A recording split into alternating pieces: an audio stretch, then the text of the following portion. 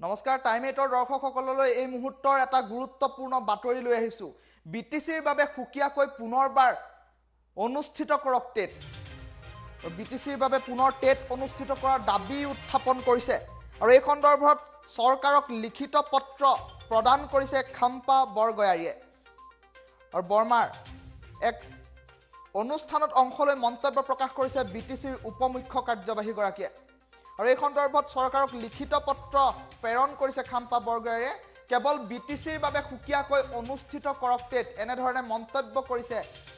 খাম্পা বৰগয়াৰীয়ে আৰু বাক্সাৰ বৰ্মাত এই মন্তব্য কৰিছে বিটিচিৰ উপমুখ্য কাৰ্যবাহী গৰাকীয়ে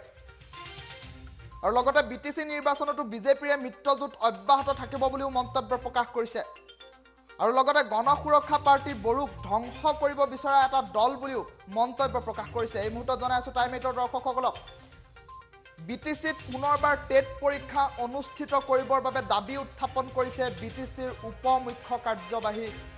খাম্পা বৰগয়াৰীয়ে আৰু এই সন্দৰ্ভত চৰকাৰক লিখিত পত্ৰও প্ৰদান কৰিছে বৰগয়াৰীয়ে আৰু কেৱল বিটিচিৰ বাবে সুকিয়াকৈ টেট পৰীক্ষা অনুষ্ঠিত কৰাৰ দাবী উত্থাপন কৰিছে বৰগয়াৰীয়ে আৰু বিটিচি নিৰ্বাচনতো বিজেপিৰ মিত্ৰজোঁট অব্যাহত থকাৰ কথাও দুহাৰিছে উপম কাৰ্যবাহী গৰাকীয়ে